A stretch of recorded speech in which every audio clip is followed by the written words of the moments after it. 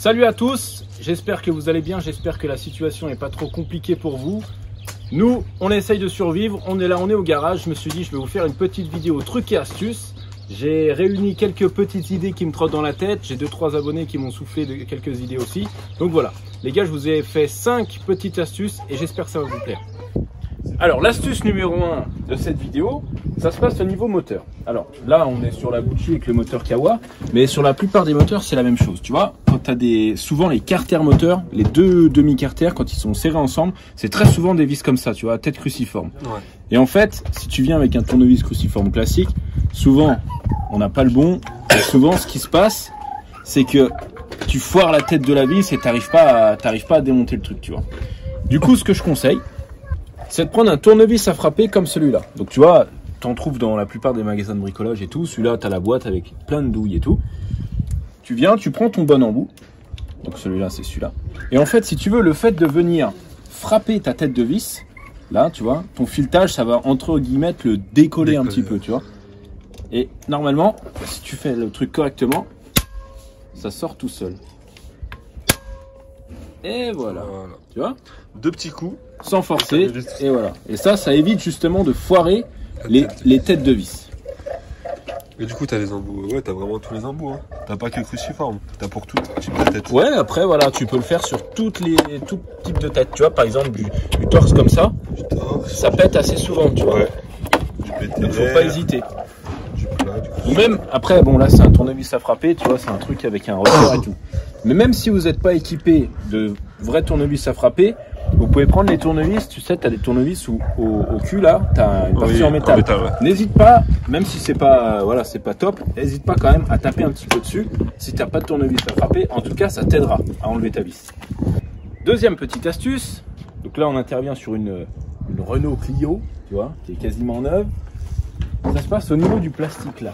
Tu vois, il est tout gris, tout terre. Il a déteint. Voilà. Donc, petite astuce, si jamais vous voulez raviver ce plastique là, il suffit de prendre un décapeur thermique. Donc là, c'est un Hyundai. Tu peux prendre n'importe lequel, hein, du moment que c'est un décapeur thermique. En fait, tu le mets en route. À combien tu veux, hein. Et tu viens t'approcher du plastique doucement. Voilà, tu vois. Petit à petit. Incroyable. Ça va vraiment te le noircir. Nickel.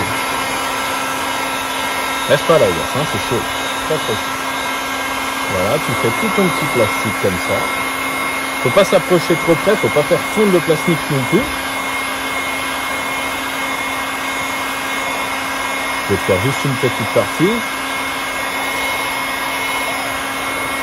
On dirait le plastique transpire. C'est ça.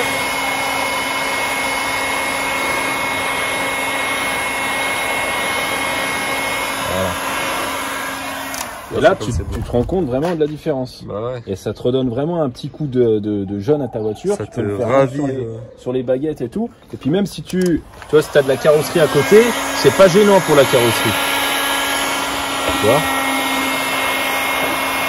là, je peux intervenir là sans risquer d'abîmer ma carrosserie. Ouais. Pas mal ton astuce, ça, je savais même pas. Tu connaissais pas ça, toi? Non, moi je voulais faire du plastique. J'ai une autre astuce. Tu veux modifier l'allure de ta voiture, tu vois, l'esthétique. Tu vois, par exemple, tu vois, là, tu as une aile. Une aile, elle est pas mal. Tu vois, elle est bon, elle est un petit peu griffée. Ah, d'accord, coup de pied. Et là, la griffure, il n'y a plus rien. Et là, tu as une petite... ouais, ça non, mais c'est pour te donner un style. Aérodynamisme. Petit poc ici. Petit poc ici. Voilà. Comme dans les films? Vas-y, ouais. Tout pareil. Tout pareil. Donc là, je pense que faut que je glisse dessus. Ouais, Elias, viens là. Faut que je mette ma langue comme ça en premier. Ouais. Oh, hey, magnifique. T'as vu un peu? Ah ouais. Comme dans les films. Je veux voir. Moi aussi, je veux voir. Mais fais de l'autre côté comme moi. Non, parce que moi c'est plus difficile comme ça. Je ouais, je me dis quand t'es bon. C'est bon. Moi je vais le faire de ce côté-là parce que tu vois c'est plus difficile. Ouais, d'accord. Et je vais essayer de glisser plus que toi. Parce que toi, regarde, la marque de la fesse. Ouais, sacrée grosse fesse. Regarde-moi ça. T'es prêt? Tada. Il est heureux. Et toi, tu fais bébé? Non, je sais pas sauter. Tu peux pas sauter. Troisième astuce, les gars, ça nous est tous arrivé. Quand on démonte un truc, on a un boulon comme celui-ci là, qui est complètement rongé, tu vois, qui est complètement arrondi. Ce qui fait que quand on vient avec la clé, eh ben, ça tourne dans le vide. Tu peux essayer avec toutes les clés que tu veux, il n'y a rien qui fonctionne, même avec la pincetto, machin. Donc ce que je conseille, tu vois, là j'ai un petit coffret ici en craft. Donc c'est des extracteurs d'écrou et de vis tout simplement. Et en fait, tu as toutes les tailles, tu vois. Enfin, tu n'as pas toutes les tailles, mais la plupart des tailles. Donc là, on est sur un écrou de 13, donc on prend le 13 mm et tu vois, ça a une forme comme ça, là, un peu oh putain, je vais y arriver. Hélicoïdale, tu vois. Donc en fait, tu viens mettre ton truc comme ça, là, tu le tapes un petit peu, voilà, qui rentre bien sur ton boulon, et après, avec un piquet ou autre, et ben, tu viens de dévisser ton truc. Et en fait, lui, il va venir mordre un peu, voilà, tu vois, et là, ça y est. Il t'enlève le boulon. Tu vois, regarde, tu filmes là, de mon côté, tu vois que le truc il tourne. Voilà, le boulon il sort.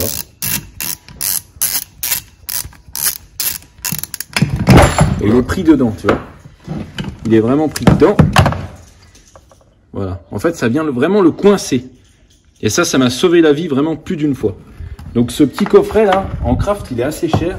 Mais je pense qu'il y a d'autres marques, sous-marques on va dire, qui fonctionnent aussi bien, que vous pouvez retrouver. Donc c'est, voilà, un jeu de 10 extracteurs d'écrou et de vis. Donc tu as toutes les tailles, machin et tout. Et ça c'est super bien, ça m'a sauvé la vie vraiment plein de fois.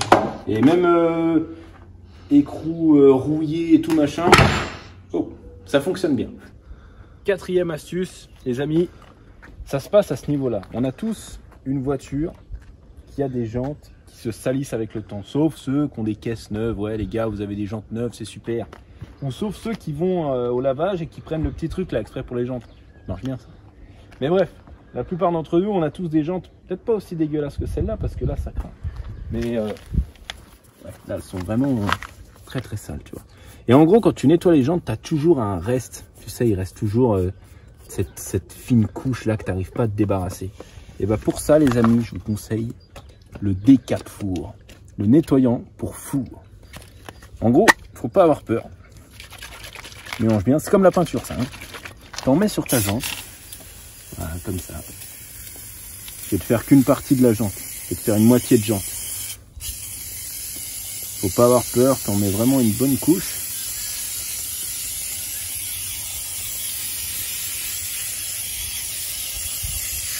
Voilà. Et on va attendre un petit peu que ça agisse. Je vous conseille de laisser agir entre 5 et 10 minutes pour vraiment que ça agisse bien. Donc une fois que c'est fait, tu viens avec de l'eau, tu viens rincer ton truc.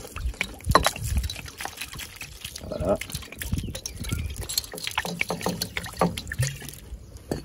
Et là, ça t'a vraiment normalement décollé toute la merde.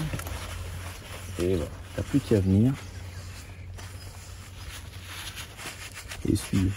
Tu le fais au lavage, tu sais, avec le Karcher, c'est encore mieux. Parce que ça t'enlève vraiment toute la crasse.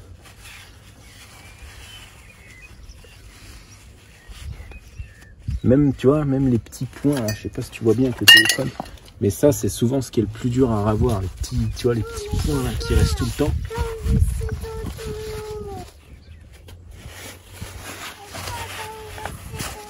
C'est pas grave, Elias. C'est pas grave, bébé. Tu vois, ça s'enlève vraiment tout seul. Donc ça, les gars, le décap four sur les jantes, je vous le conseille vivement. Regarde-moi ça. Pas beau, ça? Magnifique.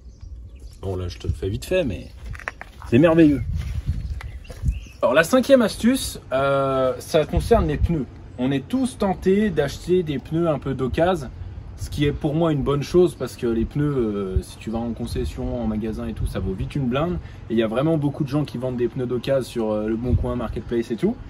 Mais il faut faire gaffe. Il faut faire gaffe parce que maintenant, la durée de validité des pneus, quand tu passes un contrôle technique, c'est 5 ans.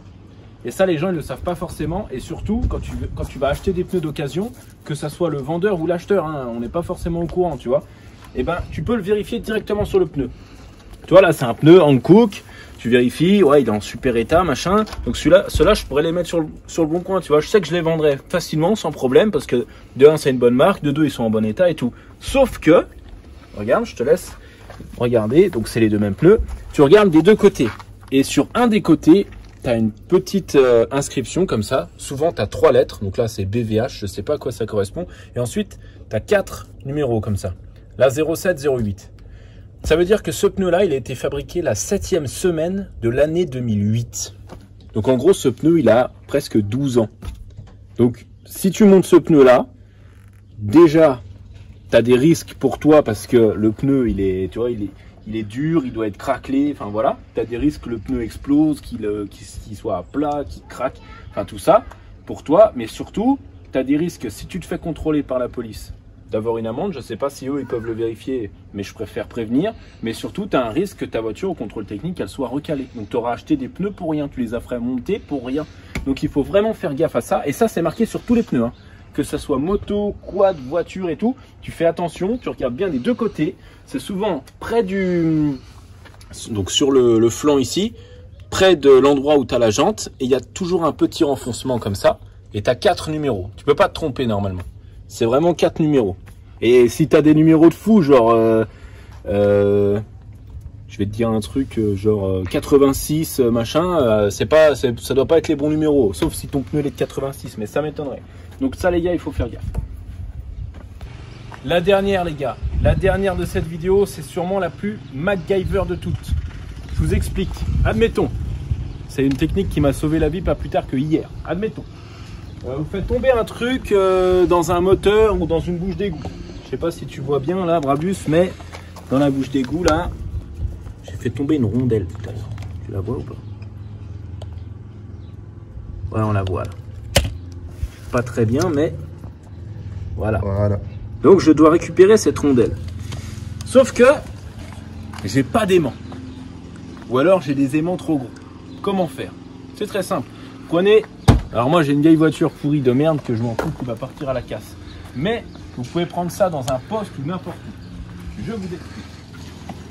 Moi je viens dans la voiture là. Hop. J'accède à l'enceinte qui est là. D'accord? Je viens la démonter.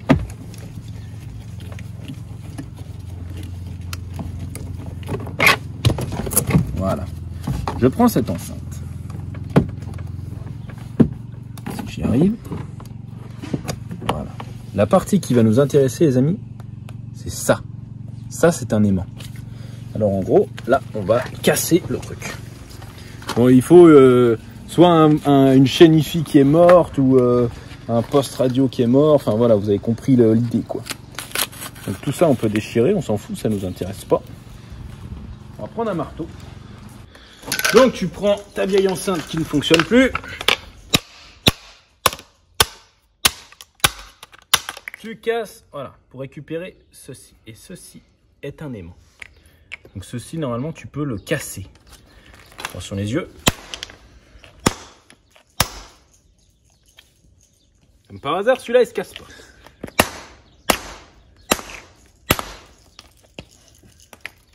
C'est pas grave. Attends, regarde. Là, j'en ai un morceau. Tu vois, un morceau, donc pareil, qui était rond. Qui était rond et qui faisait un tour comme ça. Donc ce morceau-là, je l'ai cassé. Et celui-là, tu peux le recasser en plusieurs petits morceaux, tu vois, par exemple. Ce que tu peux faire... Tiens, regarde, viens, on va prendre ce morceau-là. Tiens, regarde, j'en ai plein de morceaux sur mon marteau. Tu prends un objet métallique, n'importe quoi, hein, du fil de fer. Là, j'ai pris une tige filetée, mais n'importe quoi. Là tu prends un petit bout qui correspond bien à ton truc, tu vois, comme ça. Ouais.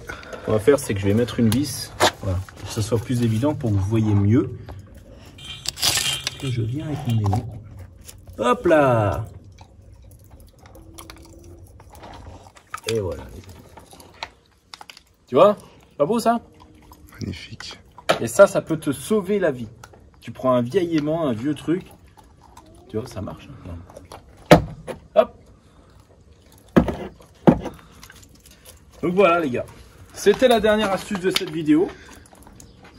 J'espère que ça vous a plu et j'espère que ça en aidera plus d'un.